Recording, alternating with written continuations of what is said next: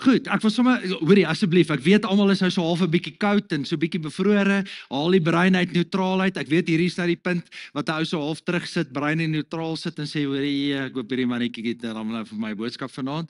Maar ek wil hê julle moet saamgesels. So as ek vir julle moet vra, hoekom het Jesus aarde toe gekom? So dis nou die punt wat ek wil hê julle moet saamgesels. So kom ons draai hier die linkerblok, laat ons net sien of hier 'n bietjie lewe hier is. Hoekom, as julle gou-gou vir my moet sê, ek weet in die kerk is Jesus en liefde altyd die regte antwoord. Nie heeltemal vanaand nie. Hoekom het Jesus aarde toe gekom? As julle gou iemand gou, yes, meneer. God het hom gestuur. Yes, ja, dit is nogal heel Bybels. Ja, okay, dit klink goed. Nog iemand wat 'n raaiskoot wil waag hierso? Daar's meer as een antwoord, net so by the way. Daar's nie net een regte antwoord nie. Nog iemand hierdie kant? Yes, Linda. Ag, jy is so dierbaar. Jy staan so ewe uit haar stoel uit op, jy's old school, goeie maniere. Right, uit die res van julle hoef nie op te spring nie. Sê net gou weer. Om vir ons sondes te kom sterf, iemand anders hierso? Yes, meneer. Ons te kom leer. Okay, fantastic. Middelblok, laat ons bietjie hoor, is die breins nou opgewarm, is julle by? Middelblok. Okay, net nie almal gelyk nie. Ek kan nie hoor nie. Vergewing van sondes, iemand anders? Voorbeeld te stel. Okay, dis nou die grootste blok hier, laat ons net gou by julle hoor. Okay, ek weet hulle het nou al julle antwoorde gevat, maar vat 'n raaiskoot. Te versoen met die Vader, yes, is Wian, hè? Yes, Wian. Hoorie, maar ek like jou kwaai, hoor. Yes, dankie. Dankie vir jou diensbaarheid en dankie vir wat jy doen. Jy's 'n champ, hoor.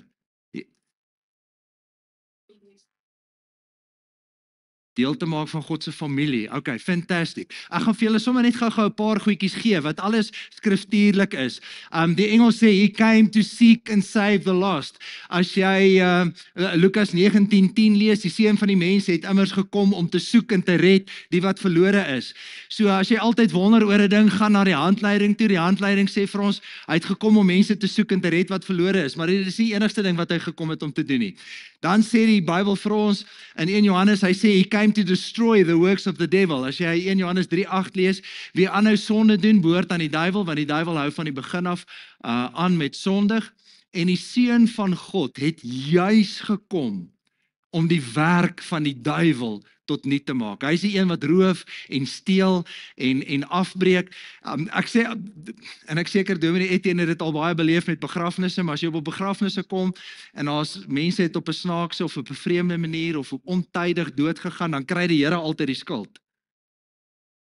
Die ouens is altyd kwaad vir die Here. En ek wil hê jy moet twee groot denkrame, en dis nie waaroor die preek gaan vanaand nie, maar jy moet twee groot denkraamwerke in jou kop altyd hê rondom die geesteswêreld. Daar's een wat steel, roof, moord, chaos veroorsaak, dood bring. Sy naam is nie Jesus nie. Dis die duiwel. En daar's een wat lewe gee, elke goeie volmaakte geskenk om uit sy hand uit, elke goeie ding lewe, lig, groei, kom uit Jesus se hand uit. God is dikwels 99,99 keer is hy, ek wil amper sê 100% van die kere is hy nie die outeur van die sleg en die swaar en die moeilik wat ons in die lewe beleef nie. En daarom sê Jesus, he came to destroy the works of the devil. Came to seek and save the lost, to destroy the works of the devil. En dan sê hy, iemand het so daarna verwys om vir ons die Vader te wys. En Jesus sê vir hom, hey Filippus, ja, ek is al so lank by julle. Ken julle my nou nog nie? En dan sê hy, wie my sien, sien die Vader. En hoe kan ons dan sê, wys vir my die Vader? Bill Johnson sê, hy sê vir my ongelooflike mooi ding. Hy sê, Jesus is perfect theology. As jy die Ou Testament lees, party teoloë sê, jy's die God van die Ou Testament en die God van die Nuwe Testament. Dis amper twee gode, sê party van die teoloë. Jy's van die God van die Ou Testament. Ja, hy's kwaai. En as jy skuins nuus, dan is dit swaal en vuur daar uit die hemel uit. En as jy skuins nuus, dan is dit pes, jy weet, en giftige slange wat jou pik en dan ja, die God van die Nuwe Testament is genade en geduld en vergifnis en ja, dit is 'n nuwe verbond.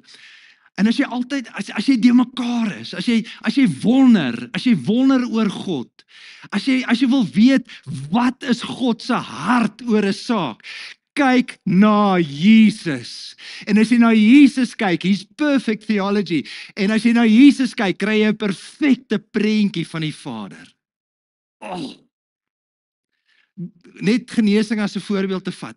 Ja, maar die Here het in die Ou Testament siekes gesond gemaak en daar was pes en mense dood gegaan en dan raak ons bietjie die mekaar. Wat is God se wil en God se hart oor genesing? Maak die Nuwe Testament oop en kyk jy na Jesus.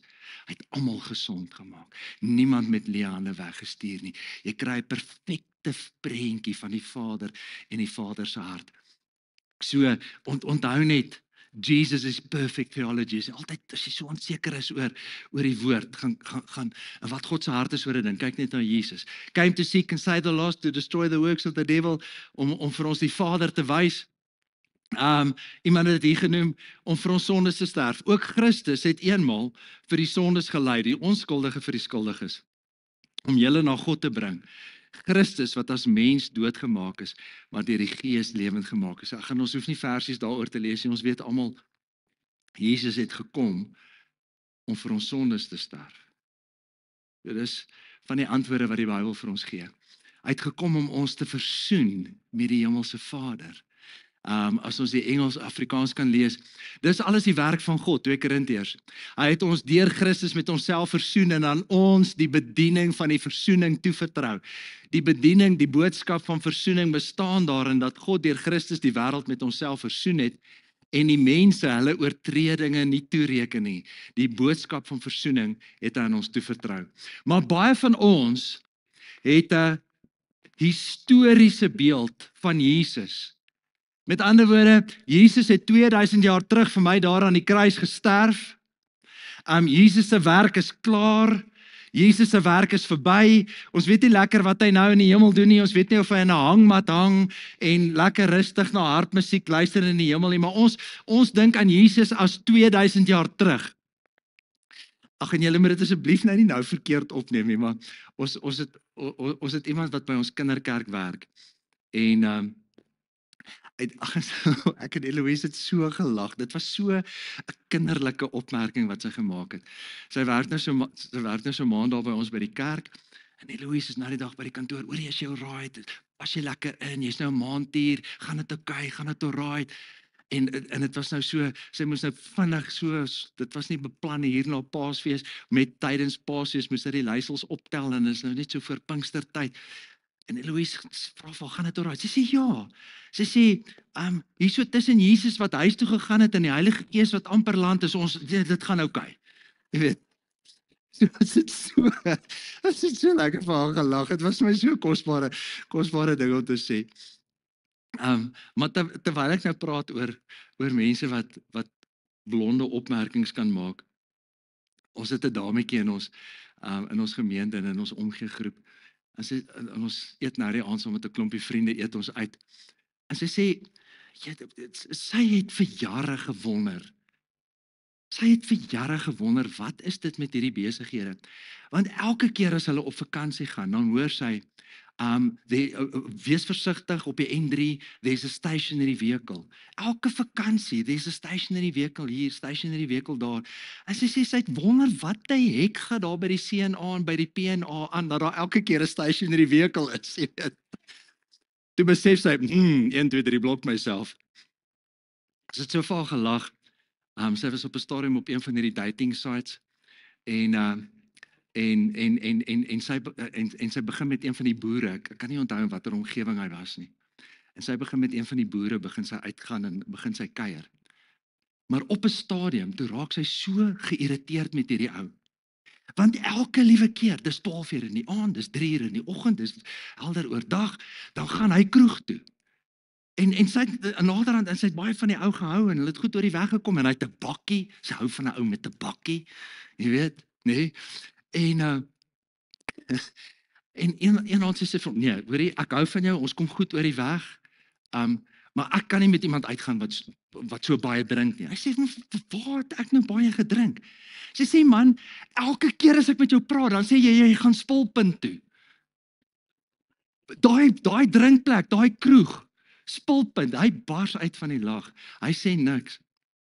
Hy laat haar op die plaas kom kuier. Hy sê, kom ek vat jou 'n bietjie Spulpunt toe.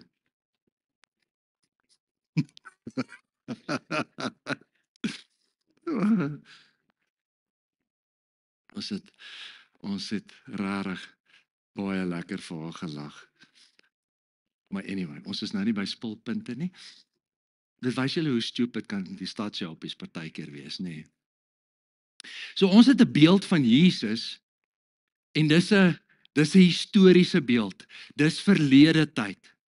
Nou al hierdie dinge wat ons nou gesê het oor wat Jesus doen, is waar en is Bybels. Maar ek wil nou vir julle die hoofrede gee, die hoofoorsaak oor hoekom Jesus aarde toe gekom het.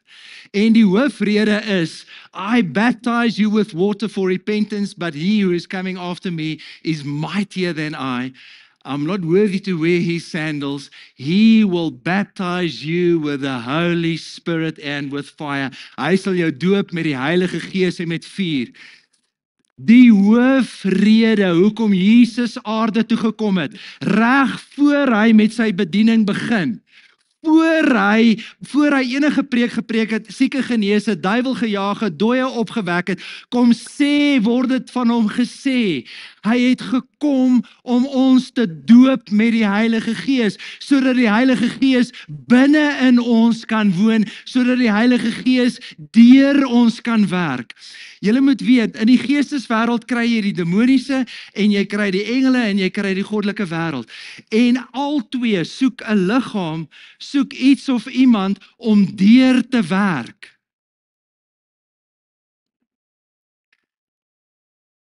As jy met die bose wêreld te doen kry, met drankdemone, wellustige demone, dobbeldemone, you name it, jy kan hulle opnoem, al daai magte, kragte, gesagte waarvan die Bybel praat. Hulle soek 'n lyf waaraan hulle 'n vatplek kan kry, of wat hulle selfs van besit kan neem in ekstreme gevalle, sodat hulle deur dit kan werk, so that they can express their nature. Onvergewensgesindheid, bitterheid, haat, hulle soek 'n vatplekkie sodat hulle daai karaktereienskap van hulle kan uitdruk in hierdie wêreld en chaos kan veroorsaak. Maar net so soek God iemand wat sê, Here, kom vul vir my met u Heilige Gees. Jesus, ek weet nou, ek besef nou, u lê nie daar in 'n hangmat en vir 'n ewigheid doen u niks nie. Daar's twee vername dinge wat Jesus op hierdie stadium elke dag vir ons doen. Nommer 1 Johannes sê vir ons, hy tree vir ons in as 'n advokaat. Ek weet nie van julle nie, prys die Here dat Pieter Nel 'n advokaat het, wat vir hom intree by die Vader, en wat sê, Here, Vader, verskoon tog net, 1, 2, 3 blok myself, vergewe vir Pieter Nel.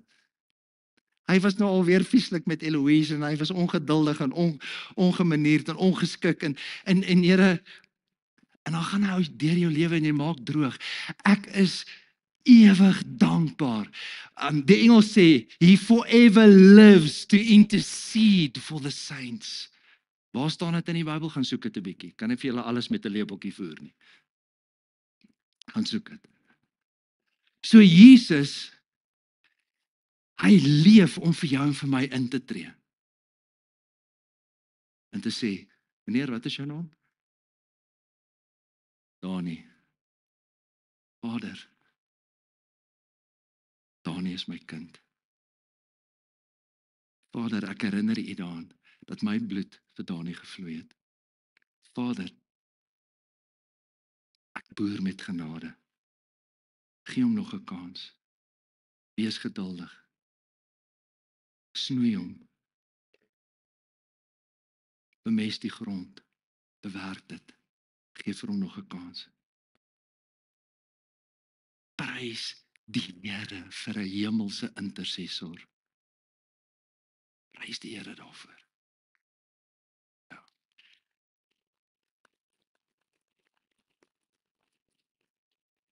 Maar die tweede ding wat Jesus doen, is dat Jesus is die een wat jou met die Heilige Gees doop. En onthou nou, ons het vir mekaar gesê, dis nie moeilik om 'n Christen te wees sonder die Heilige Gees nie, dis onmoontlik. En dan het ons nou net sommer net gou 'n ander frasiekie vasstamp. No change. Awesome, fantastic, julle het mooi opgelet in die klas. No change, Nou Jesus, so die Heilige Gees kom woon binne in my, want ja, wilskrag vat jou net so ver. En dissipline vat jou net so ver. Dit help jou om aan die gang te kom, maar dit bring jou nie oor die wenstreep nie. Dit verander jou nie, dit transformeer jou nie. Jy het die Heilige Gees binne in jou nodig, om jou nodig, deur jou nodig, sodat jy kan leef as 'n Christen, sodat jy kan optree as 'n Christen. En dit is wat Jesus by uitstek kom doen het. So nou kom ons by daai vraagie wat ons nou al die laaste 2-3 dae, nee, luister, 3 preke 2 dae. Het jy die Heilige Gees ontvang toe jy gelowig geword het? Ons gaan nou daai sinnetjie lees. Hy staan net so in die Bybel. So, vinnig net waaroor ons gisteroggend begin gepraat het. Ons het gesê daar's 'n werking van die Gees. As jy dis koud, kinders skryf eksamen, oor die boere stroop. Jy's hier. Maar jy's hier want daar's 'n werking van die Gees in jou lewe. Die Gees het vir jou aangemoedig en in jou oor gefluister en gesê kom. So elkeen van julle het 'n werking van die Gees. As jy op 'n punt gekom het wat jy gesê het, ek nooi Jesus in my hart in en ek aanvaar Jesus Christus as my verlosser en saligmaker, as my redder, dan is die Heilige Gees binne in jou. Maar nou het ons gesien met die disippels het 'n werking van die Gees in hulle lewe, hulle het die Gees aan die binnekant van hulle, en toe Jesus sterf, toe verstaan hulle nie wat hier aan die gang is nie, hulle dink hier's 'n aardse koninkryk, hulle droom is aan skerwe, en hulle, soos wat die jong mense sê, hulle backslide, en hulle val terug in hulle ou lewens in. Dis nou met 'n werking van die Gees, met die Gees wat binne hulle is en hulle val terug na hulle ou lewens. Dit was eers nadat Handelinge 2 plaasgevind het en hulle die doping met die Gees beleef het, dat hulle lewens radikaal verander het. Hulle ophou om hierdie rollercoaster Christene te wees, hulle het in effektiwiteit begin funksioneer en hulle lewens het radikaal verander. So ons môre aand gaan ons die 4de enetjie met julle deel. Alright, so kan ons net vinnig, ek weet ek het hom gisteroggend gespeel.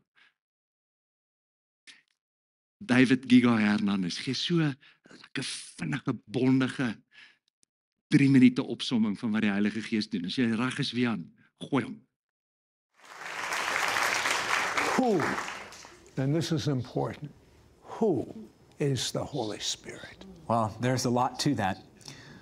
But I like to say that the Holy Spirit is Jesus without boundaries and limitations. The Holy Spirit is Jesus on the cloud, as you would put it in technical terms, like technology. The Holy Spirit is the one who gives us boldness to evangelize. Think about what he did with Peter in Acts chapter 2. The same man who denied Jesus now boldly proclaiming the gospel. And for every time he denied Jesus, 1,000 people came to the Lord. Think about the Holy Spirit and how he stirs faith within the soul, causing us to believe for the miraculous in ways that we would not have otherwise believed. The Holy Spirit is the one who helps us to pray, because no man or woman, no matter how anointed they are, knows the way into the presence of God. Only the Holy Spirit knows the way into the presence. And so in prayer, he guides us. In worship, he reveals Jesus and makes him real, causing our hearts to be stirred and burn with holy fire to where we cannot contain that passion that overflows with us as adoration of Jesus. The Holy Spirit is the one who helps us to walk in holiness. So for those who are bound and weighed down by the shame and the sickness that is sin, the Holy Spirit offers freedom. He is the Holiness Spirit, the one who breaks the power and the chains that, even those habits that people have had for years, he breaks those addictions, he breaks those bondages. The Holy Spirit is the one who delivers the captives from demonic oppression. The Holy Spirit is the one who moves in us and gives us revelation of the Word. Sometimes when we read the Word, we're saying, I just want to see Jesus. He causes the information of the Word to go from just information to revelation, and revelation brings transformation.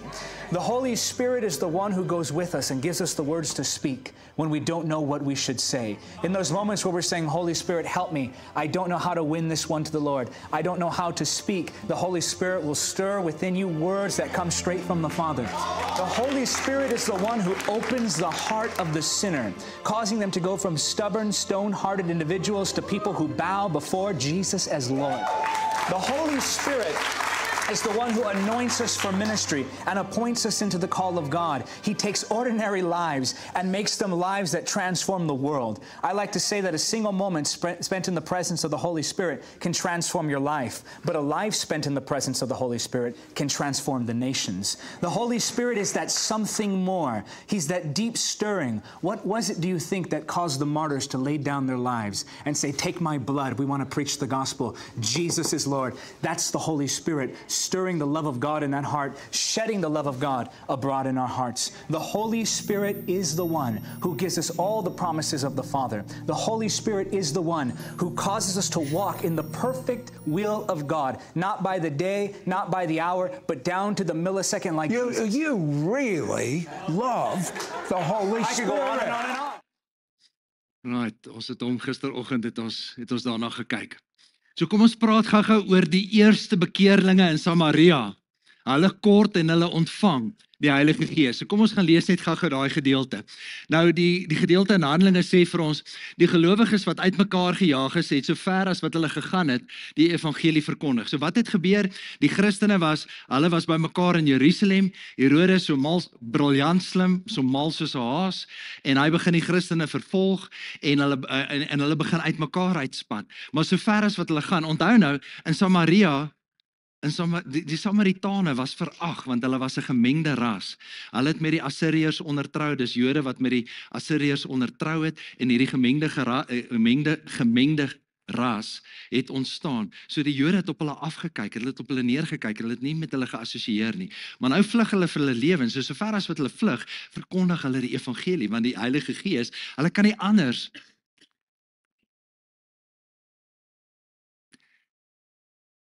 As ek in 'n vreemde geselskap kom, of as ek by 'n braai kom op Vrydag aand en daar's 'n klomp mense wat ek nie ken nie, dan bly ek net stil.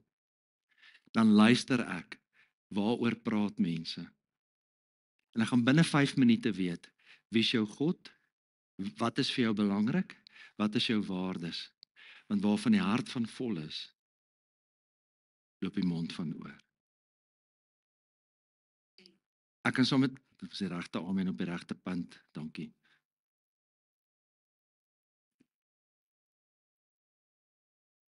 Hier is baie van julle wat ek nie ken nie. Ek hoef net 'n paar minute saam met julle in 'n gesprek te wees en te luister waaroor julle praat. En ek gaan weet wie is jou God. Wat is regtig vir jou belangrik?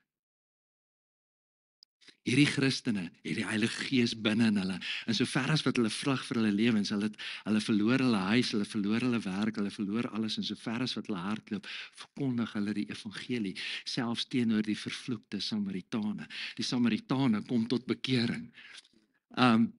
So het dit gebeur dat Filippus by 'n stad in Samaria gekom het en Christus daar verkondig het. As ons praat van Jesus Christus, Christus is nie sy van nie, Christus die Engels beteken net eenvoudig anointed one. In elk geval, toe die mense hoor wat Filippus verkondig en die wonders sien wat hy doen, het hulle aandagtig na sy prediking geluister.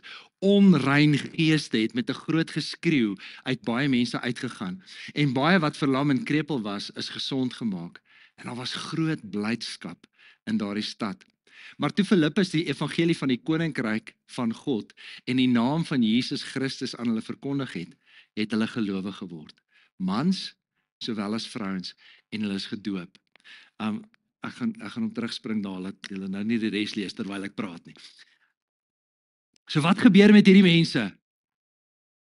Daar is 'n werking van die Heilige Gees en hulle begin luister na Filippus, hulle luister aandagtig na hom. Die Heilige Gees haal die wortels uit die ore uit, trek die gordyne voor die oë weg, breek die vestingstede, strongholds in die denke breek hy af. Die klipharde harte haal uit die harte. Die Heilige Gees is besig om te werk. Die gelowiges, die Samaritane kom op 'n punt wat hulle sê, ons glo in Jesus, want hulle laat hulle self doop. Is julle almal in hierdie gemeente, is julle al groot gedoop? Kinaku, it's time. Handelinge 2:38 sê, repent, be baptized, and you will receive 2 things, forgiveness of sins and the gift of the Holy Spirit. Daar's 'n volgorde. Julle het hom, Handelinge 2:38. Repent, be baptized. As jy gedoop word, Glo, sê jy glo in Jesus. Dis die aflê van die ou lewe. Dis die aflê van die ou lewe, dis die opstaan in 'n nuwe lewe. Daar's 'n werking van die Gees, daar's die Heilige Gees is binne in hulle en tog, kom ons gaan kyk, wat doen die eerste apostels en wat doen hulle? Toe die apostels in Jerusalem hoor dat die mense in Samaria die woord van God aanvaar het hulle vir Petrus en Johannes daarheen gestuur. Die het toe gegaan en vir die mense daar gebid dat hulle die Heilige Gees mag ontvang. Kan julle sien wat gebeur hier? Daar's 'n werking van die Gees. Hulle luister, hulle begin aandag gee, hulle begin volg. Dis wat die Heilige Gees doen in jou. Niemand kan sê dat Jesus Christus die Here is sonder die werking van die Heilige Gees nie. Hulle word gedoop en tog stuur die eerste gemeente die apostels soontoe sodat hulle wat? Hulle die hande oplê sodat hulle wat kan kry? Heilige Gees. So daai eerste gelowiges in Samaria kort die Heilige Gees. Die het toe gegaan en vir die mense daar gebid dat hulle die Heilige Gees mag ontvang, want die Gees het nog nie op een van hulle gekom nie. As ek 'n onderskeid kan tref, in Engels praat hulle oor the Holy Spirit in you and the Holy Spirit upon you. En jy het beide nodig om 'n effektiewe, suksesvolle Christen te wees. Want die Gees het nog nie op een van hulle gekom nie. Ek het vir julle gesê, dink dit was gisteroggend, daar's so 7 tekste in die Bybel wat eintlik nogal baie is rondom 'n onderwerp. 7 tekste in die Bybel wat sê the Holy Spirit came upon them. Die Heilige Gees het op hulle gekom, is een van hulle. En hulle was nog net in die naam van die Here Jesus gedoop. Die apostels het hulle die hande opgelê en hulle die Heilige Gees ontvang. So, die gelowiges word vervolg, sover as wat hulle gaan verkondig hulle die evangelie, die mense sien wonderwerke, kom tot bekering, laat hulle self doop. Ons is 'n werking van die Gees.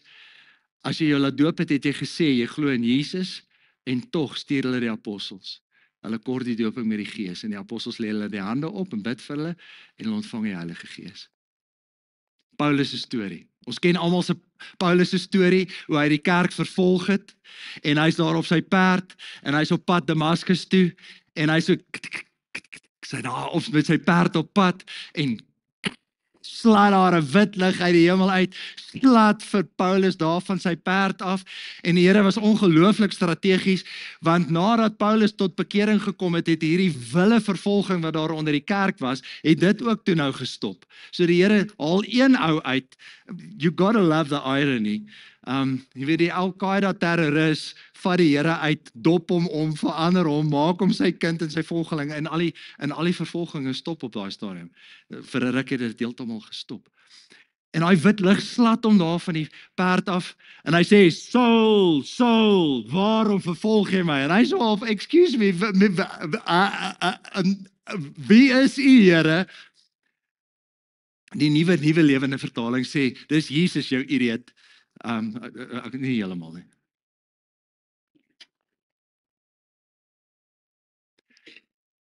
En Paulus het 'n radikale ontmoeting met Jesus Christus, soos wat nie een van ons ooit gehad het nie.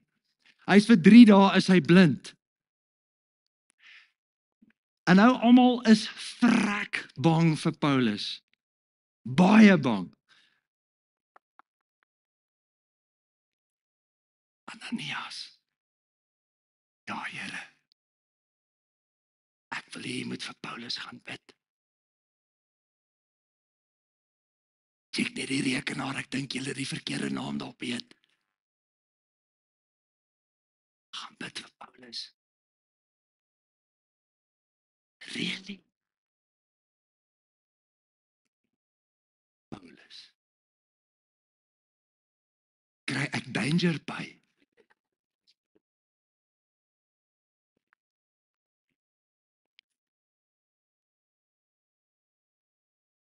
En wie van julle het al beleef dat die Here vir jou partykeer goeie sê om te doen en jy is baie opgewonde om dit te gaan doen?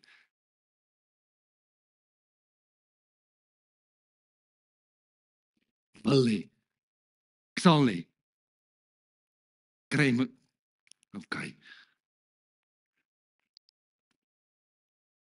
En hy gaan. Maar wat doen Ananias met Paulus? Hy bid vir hom vir wat? Waarvoor bid hy vir hom? Tannie, jy is heeltemal reg. Dis oor 'n klomp ander goeders verkeerd, maar oor daai een is jy heeltemal reg.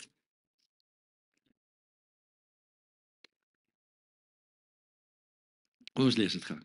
Ag, dit is sommer net 'n grappie hoor. Intussen het Saulus soos 'n besetene voortgegaan om die volgelinge van die Here met die dood te dreig. Hy het na die hoofpriester toe gegaan en van hom bekendstellingsbriewe aan die sinagoges in Damaskus gevra. Sy doel was om al die aanhangers van die leer van die Here wat hy daar kry, mans sowel as vrouens gevange te neem en na Jerusalem toe te bring. Toe hy op reis naby Damaskus kom, het daar skielik 'n lig uit die hemel op hom gestraal.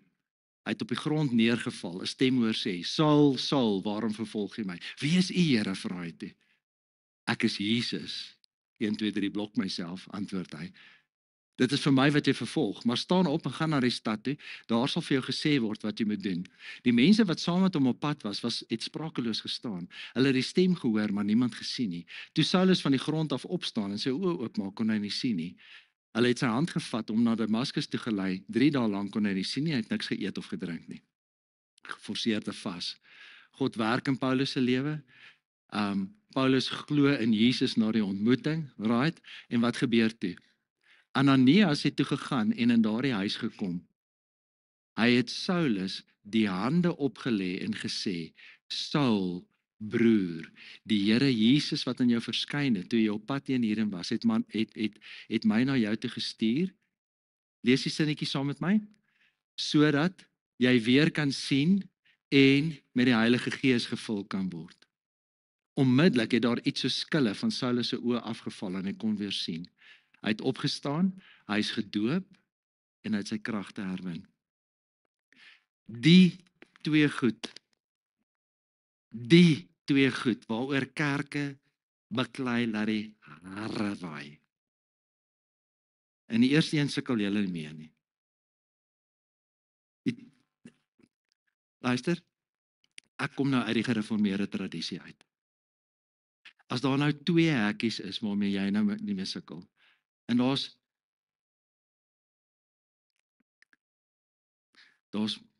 mooi goed wat Calvin gesê het, en dan is daar 'n paar minder mooi goed wat Calvin gesê het. Ek sal nou nie te veel sê nie, aangesien hierdie nou op kamera is. Maar as jy nou soos ek uit 'n gereformeerde tradisie uitkom, sukkel jy met 2 goed. Jy kan for the life of you jou kop nie om dit kry nie. En nommer 1 is die fisiese doop. Ja, maar ek is as 'n kind gedoop.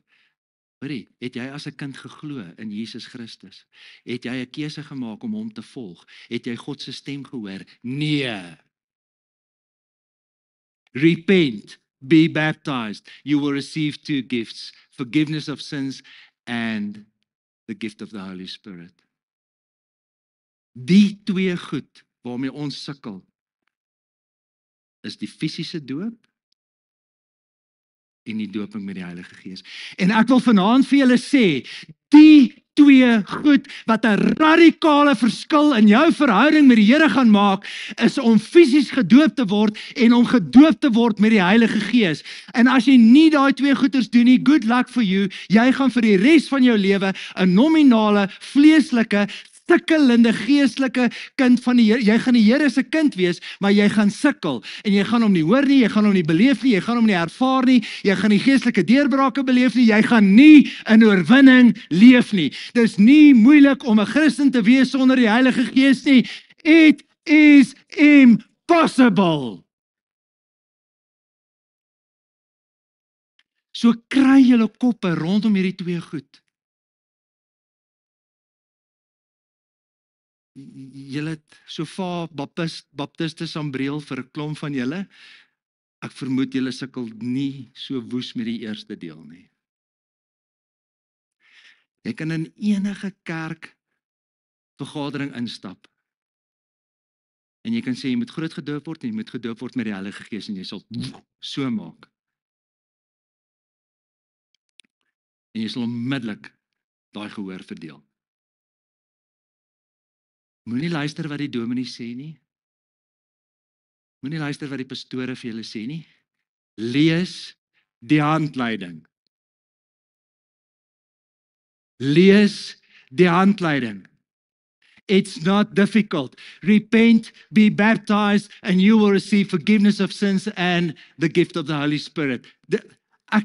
For the life of me, ek kan nie vir julle sê, hoe lank in my lewe het ek met hierdie ding gestoei en geworstel en gestoei en geworstel en gestoei en geworstel, en dan dink ek het die Heilige Gees, en dan sien ek ander ouens, en dan weet ek het nie die Heilige Gees nie, en dan dink ek het dit, en dan dink ek het dit nie. Lees, en pleks laat ek net my flippend teologiese bril afgehaal het, en net die handleiding gelees het, hier staan dit. Paulus ontvang die doping met die Heilige Gees. Die Samaritane ontvang die doping met die Heilige Gees. It's not difficult.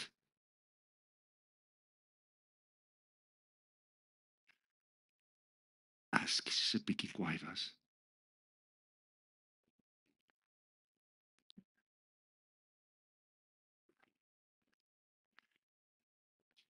In geval jy gewonder het, ek is verskriklik passionate oor hierdie onderwerp. Ek weet nie wat dit weggegee nie. Weet jy hoekom is ek passionate daaroor? Hoor ek flippen, die grootste gedeelte van my flippen volwasse lewe beroof was van die volheid van wat God vir my wou gegee het en wat hy vir my bestem het. En ek wil nie hê julle moet daar wees nie, en ek wil nie hê jy moet vir die res van jou lewe sukkel nie, en ek wil nie hê jy moet vir die res van die lewe ver van die Here afvoel nie. Ek wil hê jy moet hom beleef en ervaar in die volheid van wat God vir jou bedoel het. Ek wil hê jy moet dit proe en smaak en beleef en ondervind en ervaar.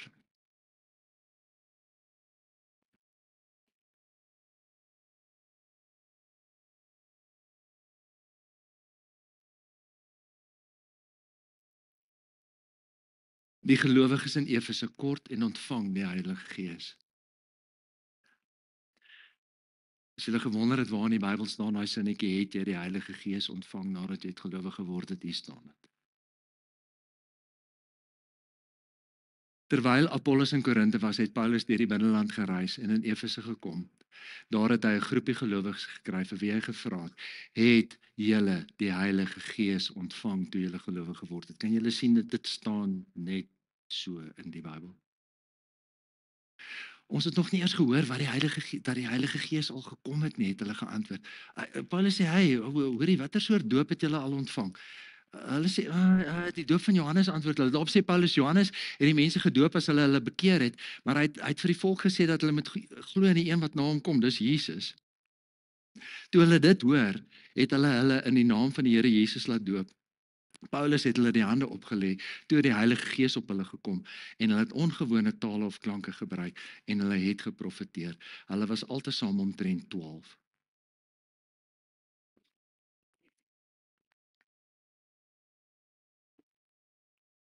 Sien julle wat gebeur in Handelinge 8? Sien julle wat gebeur in Handelinge 9? Ons het nou nie Handelinge 11 oor gepraat, toe die Heilige Gees, terwyl Petrus preek, and the Holy Spirit, is weer een van daai upon versies, and the Holy Spirit came upon them, en hulle begin in tale praat. En uit ons Handelinge 19 hier gelees. So, my vraag aan jou is, as Jesus die doping met die Heilige Gees nodig gehad het, so sekerlik het ek en jy dit nodig. As die eerste apostels het nodig gehad, sekerlik het ek en jy dit nodig. As Paulus dit nodig gehad het, sekerlik het ek en jy dit nodig. Standerton, of St. Anderson on the Wall. Mag die liefde, die goedheid, die voorsiening, die versorging, die beskerming, die absolute liefde van die Hemelse Vader jou ombou. Mag jy die genade, die vriendskap, die geduld, die vergifnis van Jesus ervaar. But may you experience the fellowship, the friendship, die krag, die liefde, die wysheid, die insig, van Heilige Gees. Mag jy Heilige Gees ontdek, erken, ervaar, beleef, ondervind. Ontvang hierdie seën in die naam van die Vader en die Seun en die Heilige Gees.